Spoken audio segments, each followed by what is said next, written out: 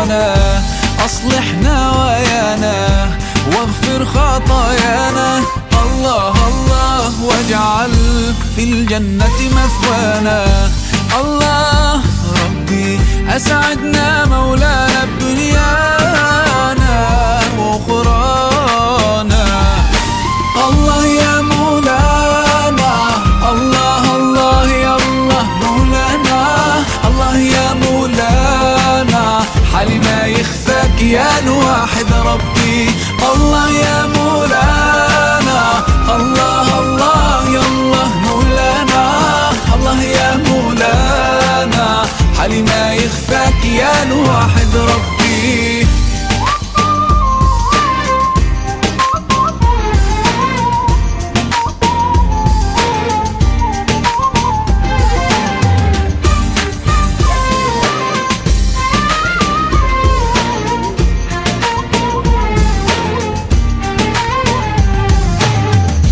زدنا إيمانا وألهمنا الإحسان. الله الله ندعوك بلغنا مولانا، ثبتنا ورعانا واسقنا القرآن. الله الله نرجوك أن تجيب دعانا. الله ربي أسعدنا مولانا بدنيانا وأخرانا. الله يا مولانا، الله الله يا الله مولانا، الله يا مولانا، حالي ما يخفاك يا الواحد ربي. الله يا مولانا، الله الله يا الله مولانا، الله يا مولانا، حالي ما يخفاك يا الواحد ربي.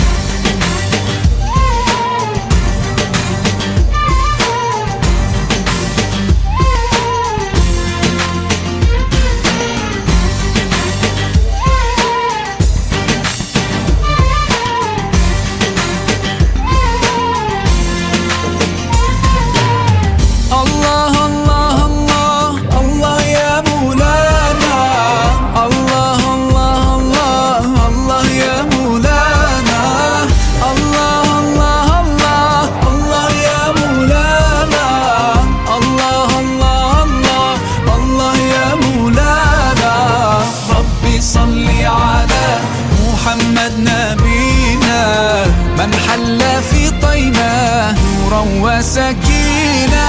الله يا مولانا، الله الله يا الله مولانا، الله يا مولانا، حالي ما يخفاك يا الواحد ربي. الله يا مولانا، الله الله يا الله مولانا، الله يا مولانا، حالي ما يخفاك يا الواحد ربي. الله يا مولانا، الله الله يا الله مولانا، الله يا مولانا، حالي ما يخفاك يا الواحد ربي.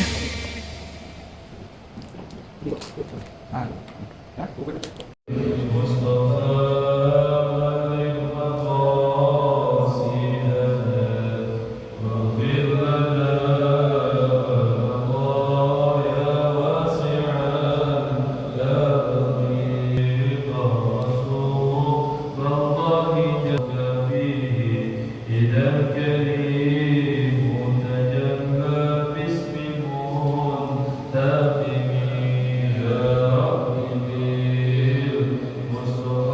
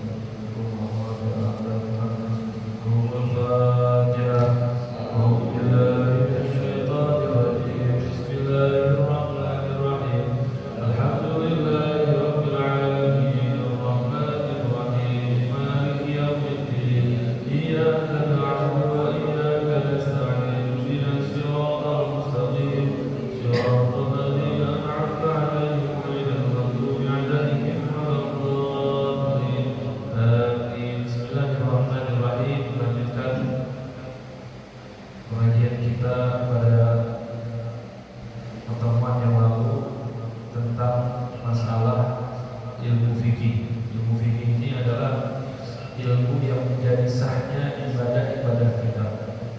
Berapa banyak sholat kita, wudu kita, tahajud kita, semuanya jika tidak didasari oleh ilmu fikih maka akan sia-sia.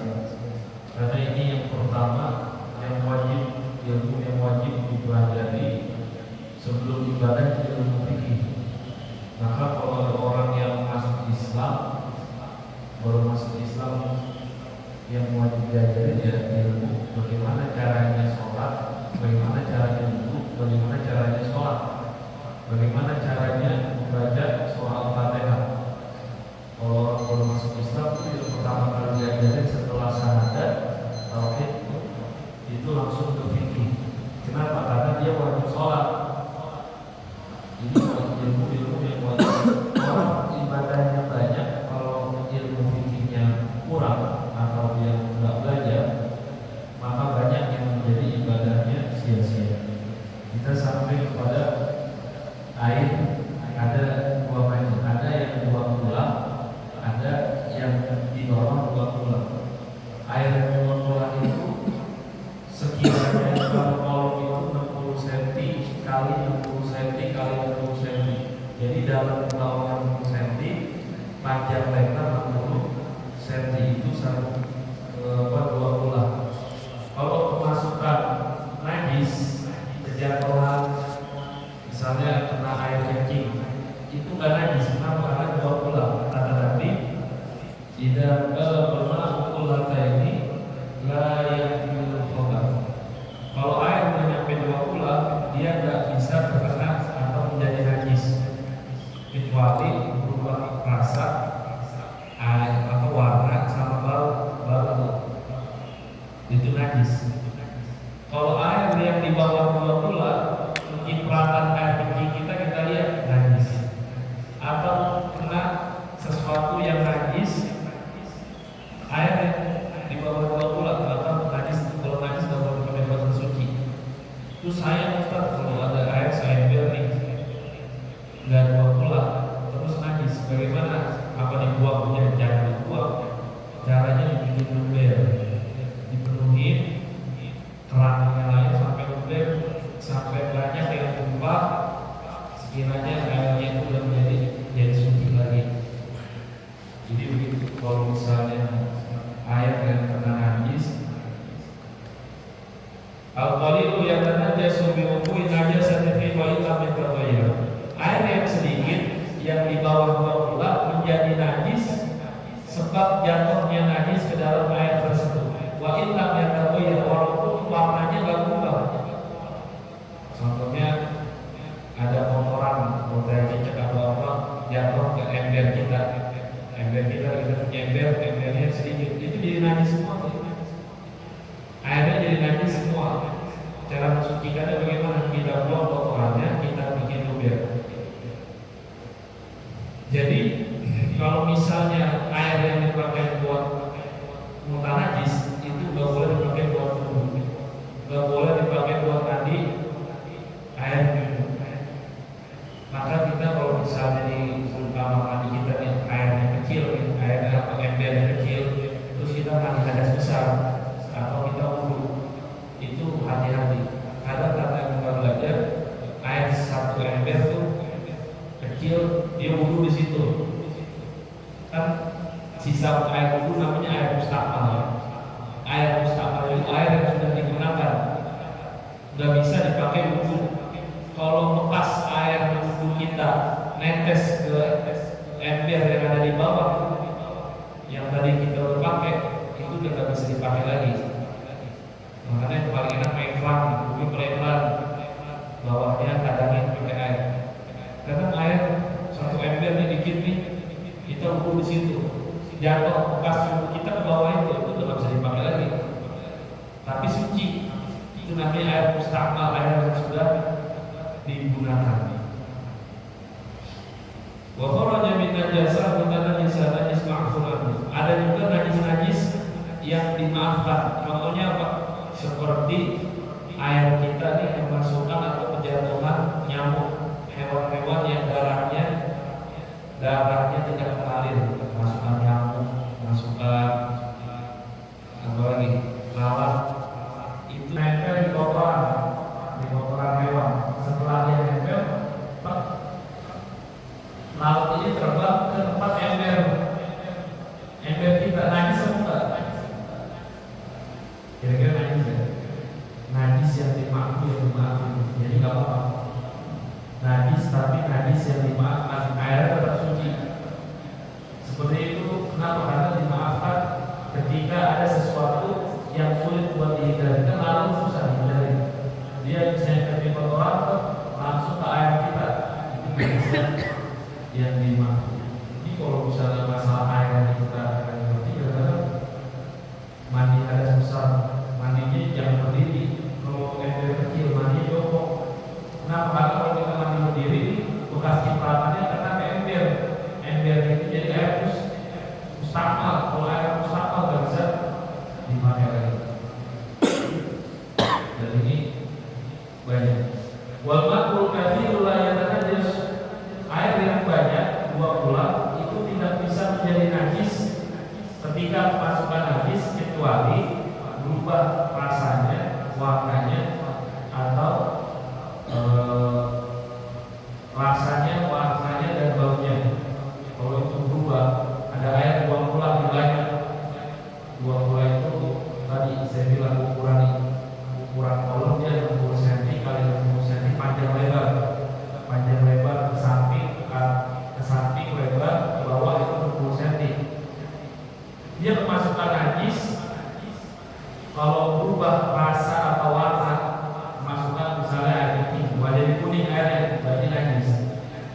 Walaupun 20. Maka kalau mau aman ya, kita kalau jangan emas 60 cm. Kemarin bisa bilang punya kolom yang ada gede ya. Ini jarang kalau sekarang kalau mandi itu rata-rata pakai ember semua. Kecil-kecil kalau orang dulu kan mau mandi gede-gede.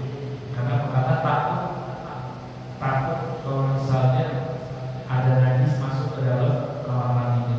Jadi kalau kita nih, kalau orang tua kita atau rumah-rumah yang dari kampung-kampungnya dulu, itu kita bisa langsung duduk di kolam itu. Karena saking gede udah pasti 2 lebih. Kamar mandi orang dulu kan lebar-lebar, bisa sekiranya menjadi 3 kamar mandi sama orang zaman sekarang. Itu enak ya seperti itu. Kalau sekarang kamar mandi cuma sepetak ember. Ini kadang-kadang ngeri juga kalau misalnya kita mandi ada besar, jangan cipratan sampai kepada ember. Kenapa? Karena membuat air itu menjadi mustakmal, tidak bisa digunakan. Terus bagaimana kalau ada air nih di ember, sampingnya bangkai, air yang di sini jadi ke bawah juga, suci atau najis? Tetap suci. Kenapa? Karena nggak bersentuhan. Ini kan bangkai, ini air kan berubah tuh, baunya jadi berubah ke bawah, tapi nggak kena, cuma di samping itu air masih tetap suci. Kalau misalnya dia di samping ada sesuatu yang bau, nggak kena tapi baunya bisa dibilang. Ini air ini sangat penting. Maka jadikan kalau ulama tasawuf kita kalau berdoa jangan bergaul sama orang-orang yang ahli maksiat. Kenapa? Karena perumpamaan itu orang kalau imannya masih rendah, ilmunya masih rendah, masih di bawah 20 ilmunya ibaratnya, datang dan temennya agak benar, dia bakal berubah jadi nggak benar. Tapi kalau orang ilmunya tinggi,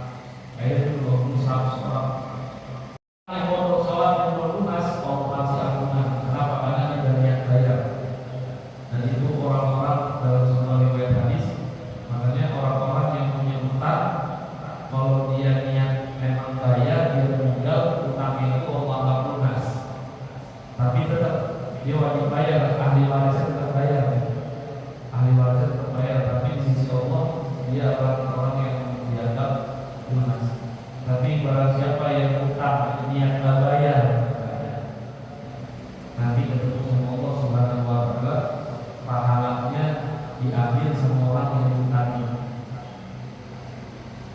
Itu tadi tentang ibadah kita perlu dengan ilmu fikih. Tadi ada sekarang lanjut. Maksud fi mujibatil muslim, bab menerangkan tentang perkara-perkara yang mewajibkan ahli hadas besar. Apa aja nih yang bikin kita jadi junub? Ada 6. Yang pertama, ilahul hasyafati fil farj, memasukkan hasyafah punya kita ke dalam farjnya perempuan. Ini kadang-kadang orang anak muda atau orang yang nggak mandi, kata dia tuh kalau hubungan badan gak keluar gak wajib mandi. Padahal kalau hubungan badan mau keluar gak keluar mandi, kayak sperma itu wajib mandi. Kalau misalnya gak keluar, cuma masuk sedikit doang, cuma ibaratnya assalamualaikum keluar lagi dikit aja, itu udah wajib mandi hadas besar, dia udah dulu. Jadi nggak mesti keluar, masuk aja tuh. Bahkan dalam sini syaratnya kalau ada raksasa laki-laki atau perempuan, kita masuk ke dalam kelaminnya, kita wajib mandi hadas besar. Tapi begitu, maksudnya apa? Memasukkan hubungan badan mau keluar dan keluar itu mewajibkan mandi hadas besar menjadi junub. Dan yang kedua, khurujul mani, keluarnya air mani yang mewajibkan mandi. Dia baik dari mimpi basah atau dengan hubungan badan atau dengan menghayal. Ada orang yang kebangetan udah rusak otaknya, dia menghayal aja sampai keluar, ini wajib mandi. Atau kecelakaan, kata kecelakaan itu menggali psikologi. Jadi kalau dengkul itu pecah atau nabrak, itu mati bisa keluar bisa dari dengkul ya, karena dengkul itu ada tempat spermanya. Keluar misalnya karena kecelakaan, tabrakan, mudah-mudahan itu wajib mati. Itu yang kedua. Yang pertama tadi hubungan badan. Yang kedua keluarnya mani. Yang ketiga, nah bagaimana tuh kalau misalnya perempuan ini hubungan badan sama suami, akhirnya begitu udah selesai mandi hadas besar, perempuan itu keluar lagi, ada sperma lakinya, itu hukum bagaimana? Wajib lagi mandi.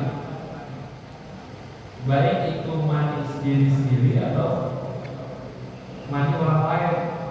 Makanya kita nih kalau misalnya mandi hadas besar, ini penting sekali. Kalau kita mandi dulu, sebelum mandi harus usahain kita kencing dulu. Kenapa? Karena membersihkan sisa-sisa yang ada di punya kita.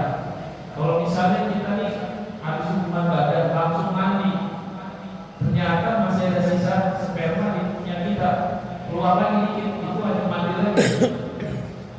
Nah ini ada lebih bersih benar. Sebelum kita mandi hadas besar, usahain kencing dulu. Nah karena dengan kencing itu sisa-sisa sperma itu yang ada di punya kita itu menjadi bersih, mendorong menjadi bersih.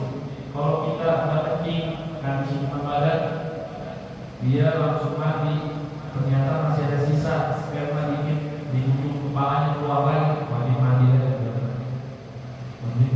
Wajib mandi hadas besar. Jadi ini banyak,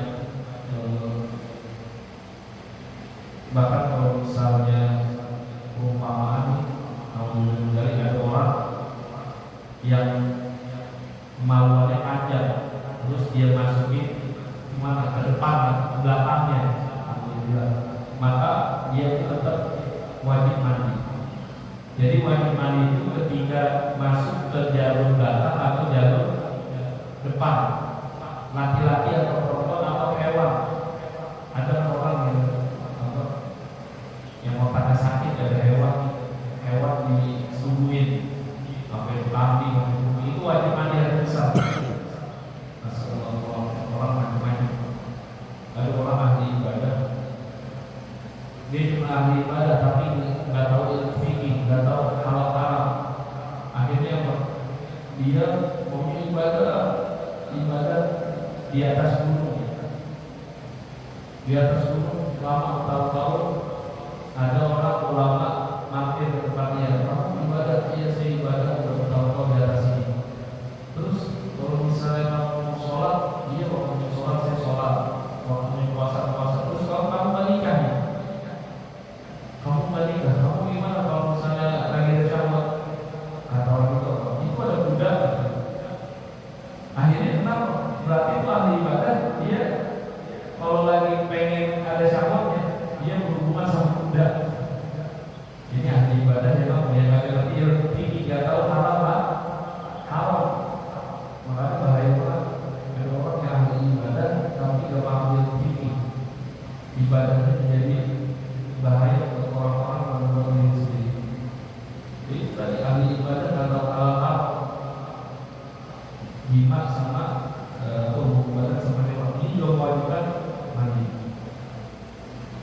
Yang ketiga, wal haidu dan haid buat perempuan. Perempuan itu haid masanya 15 hari. Kalau 15 hari masih keluar darah, namanya darah istihadah atau darah penyakit. Jadi dia wajib ketika selesai haid, hukumnya adalah mandi hadas besar. Di sini jelasin, wala yajibul ghuslu bil ihtilam illa anzal, dan tidak mewajibkan mandi hadas besar ketika mimpi basah tapi tidak keluar. Ada orang nanya, Nabi, saya dalam mimpi saya mimpi hubungan badan, tapi pas bangun saya lihat saya nggak keluar, wajib mandi nggak wajib. Satu lagi bilang, kalau misalnya saya tidur nggak mimpi, tapi pas bangun saya lihat basah sarung saya dan bau sperma, wajib mandi nggak? Wajib mandi, walaupun nggak mimpi. Makanya dikasih tahu ulama yang keluar itu kan ada 4 macam di dunia kita. Yang pertama air putih, itu najis. Yang kedua mani. Ini mani itu hukumnya suci. Menurut mazhab Imam Syafi'i itu mani itu hukumnya suci. Jadi kalau misalnya kena sarung, kenapa boleh dipakai sholat. Terus yang ketiga madi. Madi ini keluar ketika dalam keadaan lelah atau lagi syahwat nih keluar. Terus yang paling wadi. Ini bagaimana cara membedakannya? Ini ada sama nih, mani, madi, sama wadi. Yang paling gampang bedainnya mani. Kalau mani itu kata ulama yang pertama, kalau kering atau baru keluar, baunya itu seperti adonan roti. Dia berpaham kalau bahasa kita baunya lebih clean. Dan serta kalau mandi sama wadi ini gak ada baunya. Dan kalau mandi keluarnya tadafu, dia muncrat. Kalau mandi sama wadi nggak muncrat. Dan yang ketiga, mandi itu ciri-cirinya adalah talan bihulu, jadi keluarnya itu terasa nikmat. Itu beda. Ini kadang nggak bisa beda karena udah SMP, SMA nih, dia nggak tahu caranya mandi hadas besar. Jadi dia mimpi hadas besar, harusnya diajarin sama orang tuanya. Yang wajib ngajarin itu orang tua, bukan guru. Karena orang tua sibuk nyari duit, maka dia disekolahin. Atau yang wajib itu disuruh ngaji. Kalau sekolah tidak mewajibkan pemerintah. Aslinya tuh yang wajib ngajarin ngaji, yang wajib ngajarin ilmu seperti ini, ilmu fikih itu orang tua. Kalau orang tua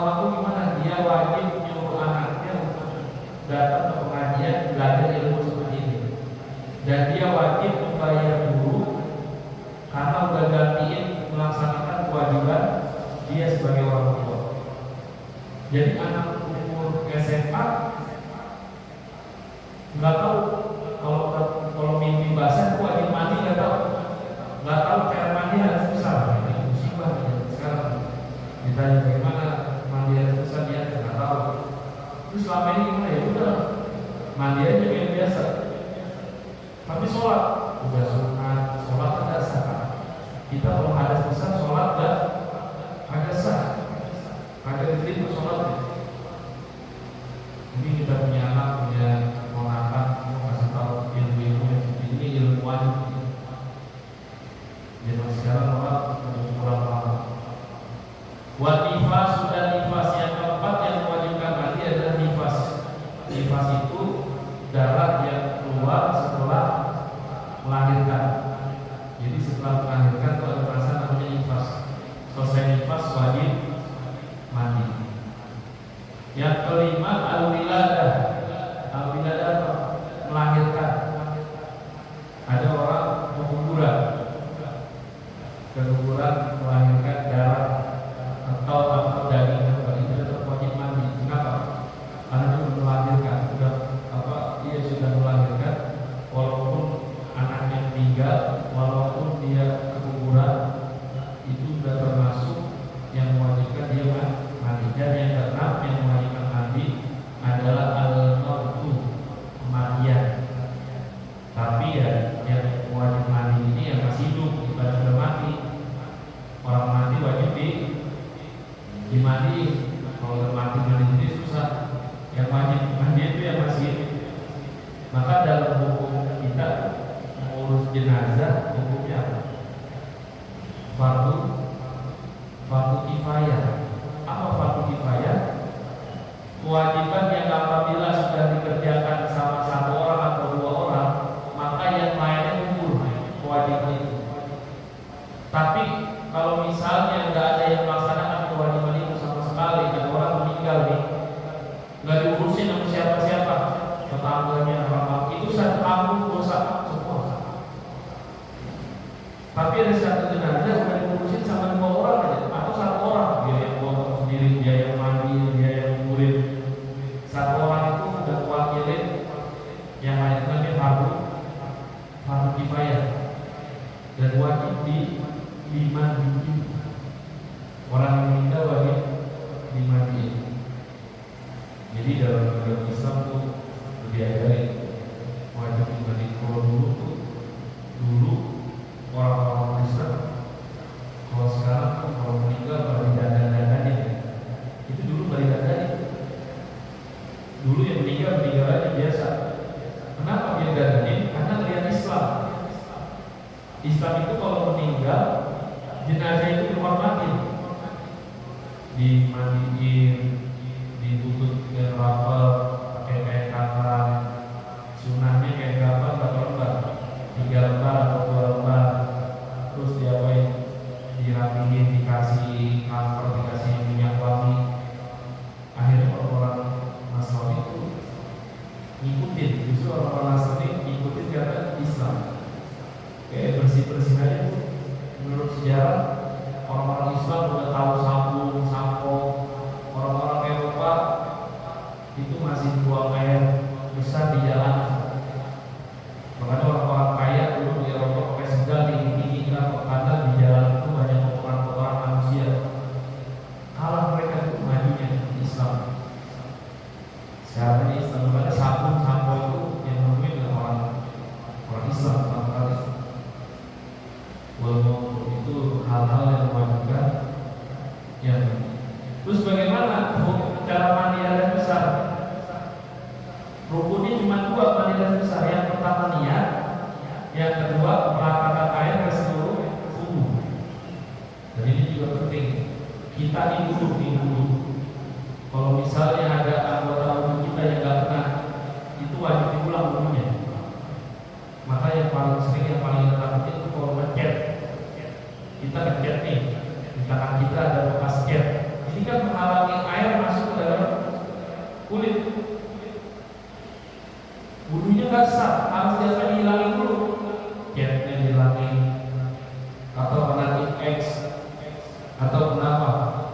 benda-benda yang sekiranya kita korek pun ada nempel di tubuh kita zatnya, itu menghalangi air. Sama mandi ada sebesar juga. Kalau misalnya ada di kaki kita ada cat atau ada nggak sah, kadang ada orang mandi ada besarnya ada berat, dia sholat dia lakukan aja, berarti sholatnya nggak sah, puasanya tetap sah, sholatnya nggak sah, ibadahnya 5 waktu nggak sah. Kenapa? Karena mandi ada besarnya nggak sah. Syaratnya cuma 2. Yang pertama niat, nawaitul ghusla li rafil hadasil akbar fardhullahi ta'ala. Bahasain mau pala dulu, apa kaki dulu, tangan dulu tuh. Nggak bisa bahasa Indonesia. Dalam hati saya niat mandi hadas besar karena Allah wajib dan Allah taala. Bahasa Indonesia. Dalam hati saya niat mandi hadas besar karena Allah taala. Jadi nggak mesti pakai bahasa Arab. Niatnya itu nggak mesti pakai bahasa Arab.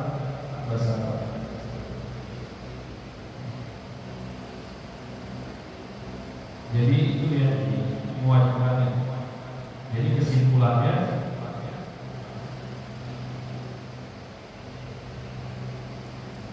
mandi itu yang wajib adalah yang pertama tadi, yang mewajibkan kita mandi hadas besar adalah keluarnya mani, baik itu mimpi basah atau keluar mani karena syahwat atau hubungan suami istri, itu wajib mandi hadas besar. Apa dalilnya? Dalilnya kata Allah, wa in kuntum junuban fatahharu. Jika kalian junub maka mandilah. Yang kedua, berhubungan suami istri meskipun tidak keluar mani. Kata Nabi, jika dua kemaluan sudah bertemu maka wajib mandi. Yang ketiga yang mewajibkan mandi adalah al-haid. Setelah darah haid berhenti, wajib mandi agar kembali suci. Ini oleh orang Islam karena memang kagak mandi, istrinya lagi haid ditidurin. Ini dosa besar, termasuk dosa besar. Atau mohon maaf, ada yang mengajarkan tuh istrinya haid, akhirnya lewat jalan belakang yang kagak haid. Ini buat dosa besar. Atau Allah tuh mengatakan Muhammad dalam hadis malun man ata qatan fi tubuhnya, terlaknat seorang suami yang mendatangi istrinya lewat belakang. Ini termasuk dosa besar. Yang ketiga, nifas. Setelah nifas, darah pasca melahirkan wajib mandi. Yang kelima, al-wiladah, melahirkan. Walaupun ada orang yang ketika melahirin gak keluar darah, itu pun tetap wajib mandi. Dan yang keenam adalah mandikan jenazah. Orang yang mati itu wajib hukumnya dimandikan, kecuali orang yang mati di medan perang. Ada orang jihad di jalan Allah ke Palestina lawan Israel, mati, gak usah dimandiin, langsung aja kuburin pakai baju yang dia pakai ketika dia meninggal. Terus ada namanya macam-macam mandi sunnah. Apa? Yang pertama, yang paling kita banyak mandi hari Jumat.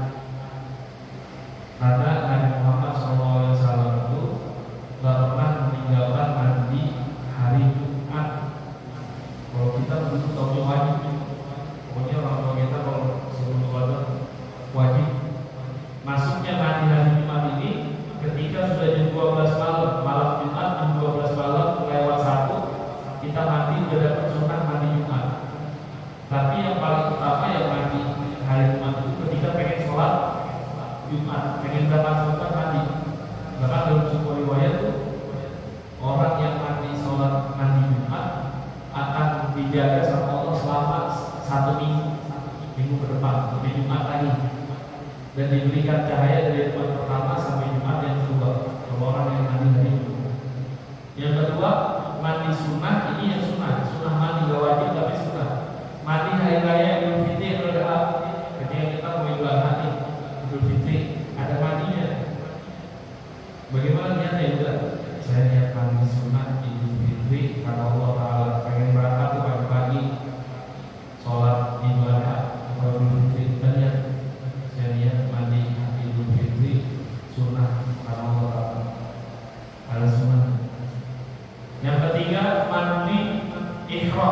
sebelum berihram haji baik umroh itu hukumnya mandi sunnah. Dan kita kan kalau misalnya pakai ihram nggak boleh pakai wangian, hukumnya haram, bisa kena denda. Udah pakai ihram nih, ihram yang wangi bisa kena denda. Boleh kita sebelum ihram masih mandi itu pakai minyak wangi. Kita pakai minyak wangi semua baru pakai ihram itu boleh. Kalau niat lagi ihram pakai semprot minyak wangi itu hanya bayar denda atau denda. Yang keempat yang disunahkan mandi adalah ketika memasuki kota Mekah. Baru masuk kota Mekah, kenapa? Karena Nabi Muhammad SAW ketika beliau masuk kota Mekah, beliau itu mandi sebelum masuk ke pelataran Masjidil Haram. Beliau mandi, ini sunnah. Yang kelima, mandi setelah memandikan jenazah. Ini buat panggil nih orang-orang yang menjadi tugasnya mandi jenazah. Ketika dia selesai mandi jenazah, dia wajib atau sunnah hukumnya mandi. Kalau orang dulu kan ngajarin itu kalau habis selawat suruh cuci muka, ya. Itu dalilnya ini. Kalau kita mandi jenazah, sunnahnya apa? Sunnahnya kita mandi. Tapi kalau kita nyelawat melihat jenazah, sunnahnya itu apa? Disunahin dulu. Maka orang tua dulu ada dasarnya. Kalau kita habis selawat jangan dimasuk dulu, cuma cuci muka. Alasannya sih supaya nggak ini, supaya nggak sawan, supaya nggak tempelan atau apa. Tapi jalan-jalannya ada. Jadi kalau kita habis selawat, kalau misalnya orang meninggal, kita disuruh dulu cuci muka dulu, baru masuk ke dalam rumah, ketemu atau di dalam rumah, baru.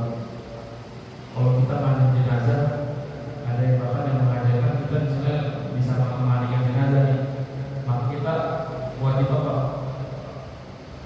Ketika selesai mandi, pakaian kita itu langsung dicuci. Dan juga kita wajib sunnah atau sunnah hukumnya mandi buat yang mandi jenazah. Yang keenam, mandi karena masuk Islam. Dan ini bisa wajib. Kita orang baru masuk Islam nih, suruh dia mandi. Apalagi dia udah balik, udah mimpi basah, atau udah pernah berhubungan badan. Jadi wajib hukumnya mandi kalau orang yang masuk Islam. Yang ketujuh, mandi istisqa, sholat minta hujan. Nah, kalau kita pengen minta hujan, mandi.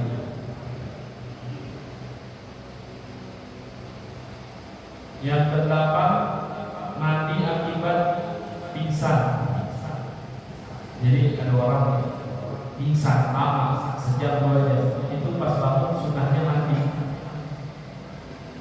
Kenapa? Karena dia dalam Islam itu mungkin yang mengajarkan kesehatan biar seger kayak.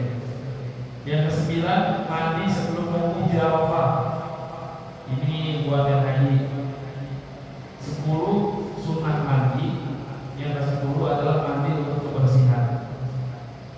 Itu sunnah. Kalau kita mandi nih, kita mandi pagi, ya Allah saya niat mandi ini biar saya kerja seger, biar saya ibadah sholat subuh seger. Karena kerja itu ibadah, mencari nafkah ibadah. Kata Nabi, tolabul halal jihad, mencari harta yang halal itu jihad di jalan Allah. Jadi jihad kalau usah jauh-jauh, kita nyari nafkah nih, nyari nafkah buat keluarga itu termasuk jihad. Tolabul halal jihad. Man kharaja min baiti, barang siapa orang yang keluar dari rumahnya mencari nafkah buat keluarganya, maka dia berada di jalan Allah, jihad di jalan Allah sampai dia pulang lagi. Lagi jadi dia meninggal berarti meninggal mati syahid. Kan mati syahid itu kan kata Nabi Muhammad, syahid itu ada syahid dunia, ada syahid akhirat. Kalau syahid dunia itu orang yang meninggal lagi perang, udah gak usah dimandi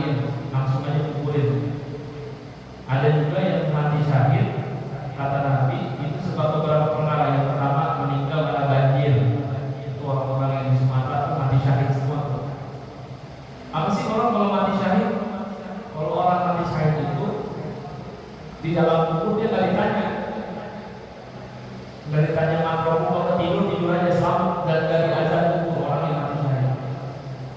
Dan orang yang meninggal malam Jumat atau hari Jumat itu mati syahid.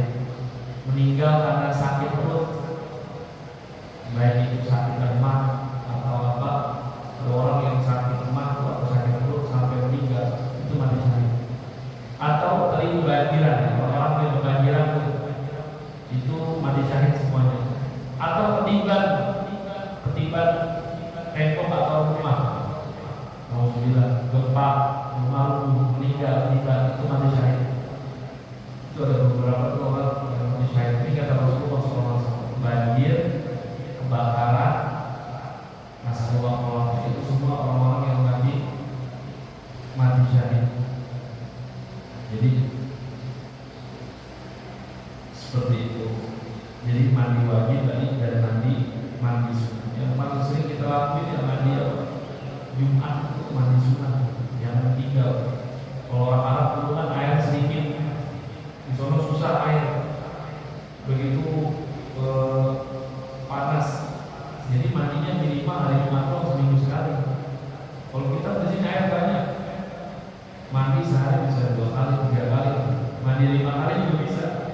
Karena alhamdulillah kita di negara Indonesia ini tropis, air itu melimpah. Kalau semua air susah. Zaman dulu, kalau zaman sekarang mungkin lebih banyak. Allah Akbar, masalah udah banyak. Ya.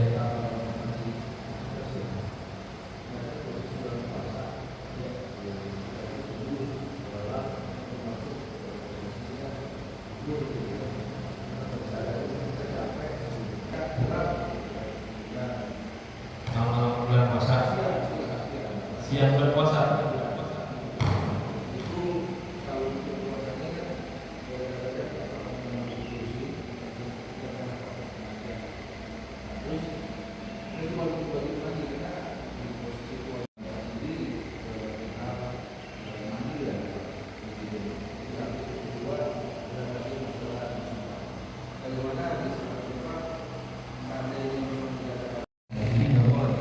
Tetap wajib dihukumin, diurusin sebagaimana layaknya orang Islam ini, walaupun keadaannya dalam wabah dari masa atau bukan. Itu kan lebihnya.